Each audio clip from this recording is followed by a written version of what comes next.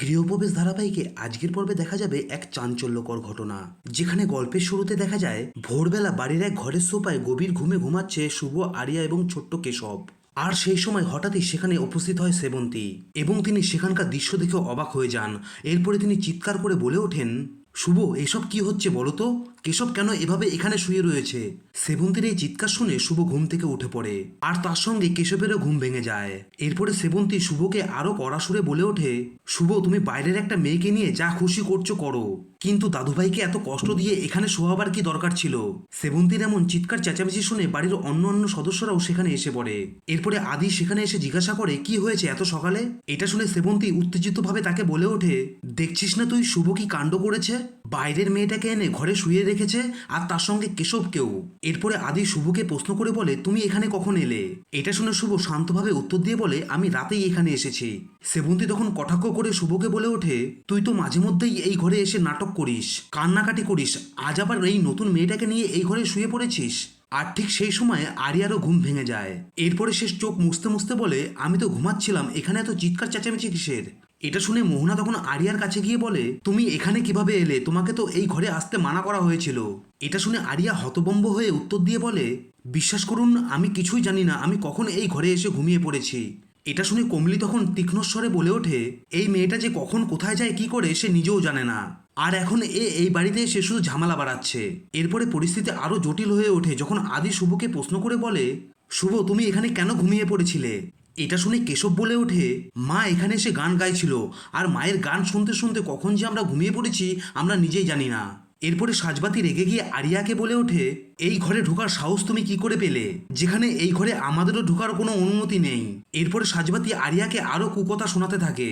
ওইদিকে অপমানিত হয়ে আরিয়া আর সহ্য না করতে পেরে বলে ওঠে, আমি মোটেও আর এই বাড়িতে থাকতে চাই না। এই বাড়িতে সবাই শুধু আমাকেই দোষ দেয়, আর তাই এখনই আমি এখান থেকে চলে যাব। আর এই বলেই সে ঘর থেকে রাগ করে বেরিয়ে চলে যেতে চায়, কিন্তু সিঁড়ি দিয়ে নামার সময় হঠাৎ তার পা পিছলে যায়। এরপরে সে নিজের ভারসাম্য হারিয়ে গড়িয়ে পড়ে যায় নিচে, আর এই কারণেই সে তার পায়ে মারাত্মক চোট পায় এবং পায়ের তীব্র ব্যথায় সে চিৎকার করে ওঠে। তার এই চিৎকার শুনে সবাই তখন দৌড়ে আসে সেখানে।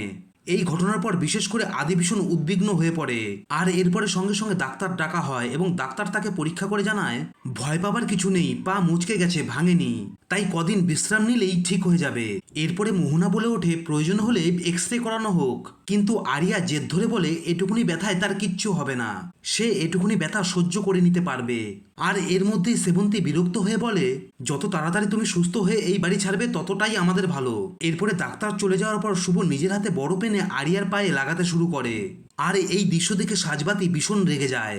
আর এরপরে আরিয়া শুভকে বলে ওঠে, আপনাকে কিছু করতে হবে না, আমি নিজেই পারবো। আরিয়ার এই কথা শুনে শুভ রেগে গিয়ে বলে, চুপ থাকো তুমি, এখন তোমার এখন বিশ্রামের দরকার। আর এরপরেই পরিবারে আবার আলোচনার ঝড় শুরু হয়, আরিয়া এই বাড়িতে থাকবে কি থাকবে না এই নিয়ে। আর এরপরেই সাজবাতি বলে ওঠে, আরিয়ার তো আজকেই এই বাড়ি ছেড়ে চলে যাওয়ার কথা ছিল। এটা শুনে শুভ তাকে স্পষ্ট জানিয়ে দেয়, যতদিন সে সুস্থ না হবে ততদিন সে এই বাড়িতেই থাকবে। আর এর পরবর্তী সিনে আমরা দেখতে পারি শুভ একা ঘরে বসে গভীর চিন্তায় ডুবে যায়, আর সে মনে মনে ভাবতে থাকে, মেয়েটা যদি সত্যিই চলে যেত হয়তো তার ভীষণ কষ্ট হতো। আর কেন জানি না আমি এই মেয়েটাকে পাশে পেয়ে একটু নিশ্চিন্ত বোধ করি। আচ্ছা, আমি কি অজান্তে ওই মেয়েটাকে নিজের জীবনের অংশ ভাবতে শুরু করেছি? ওইদিকে আরিয়া তার নিজের ঘরে বসে তার বাবাকে ফোন করে, আর বহুদিন পর তার বাবার গলা শুনতে পেয়ে সে খুশি হয়ে যায়। এরপরে আকাশ তাকে জানায়, আমি খুব তাড়াতাড়ি ইন্ডিয়াতে এসে তোমার সঙ্গে দেখা করব। আর এই কথাটা শোনা মাত্রই আরিয়া আনন্দে আত্মহারা হয়ে পড়ে। আর ঠিক তখনই মোহনা সেখানে এসে উপস্থিত হয়, আর সে যখন ফোনে আকাশের গলা শুনতে পায় তার মনে একটু সন্দেহ জাগে, কারণ ফোনের সেই গলাটা তার খুবই পরিচিত মনে হচ্ছিল। আর এরপরেই মোহনা মনে কৌতূহল নিয়ে আরিয়াকে জিজ্ঞাসা করে, আচ্ছা আরিয়া, তোমার বাবার নামটা কি?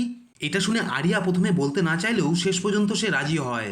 আর ঠিক তখনই সেখানে এসে পড়ে শুভ, আর এরপরে আরিয়া আর মোহনার কথাটা আর এগোয় না। এরপরে দেখা যায় শুভ নিজের হাতে চুন হলুদ মিশিয়ে খুব যত্ন করে আরিয়ার পায়ে লাগিয়ে দিচ্ছে। শুভর এত যত্ন এবং আদর দেখে আরিয়ার চোখে জল চলে আসে, এবং সে মনে মনে ভাবতে থাকে, এত যত্ন আর এত আদর আগে কেউ কখনো আমাকে করেনি।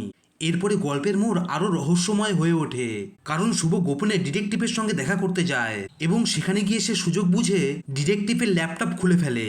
আর সেই ল্যাপটপ থেকেই সে খুঁজে পায় নিজের স্ত্রীর জীবনে সব আসল সত্য। আর এই সত্যটা জানার পরেই শুভর মনে শুরু হয় তীব্র আলোড়ন। এবং সে বুঝতে পারে তার জীবনে যে রহস্য এতদিন চাপা ছিল তা ধীরে ধীরে সামনে আসতে শুরু করেছে। আর এভাবেই আজকের পর্বটি এখানেই শেষ হয়ে গেছে। তো বন্ধুরা, এই পর্বের রিভিউ আপনাদের কেমন লাগলো অতি অবশ্যই আমাকে কমেন্ট করে জানাবেন।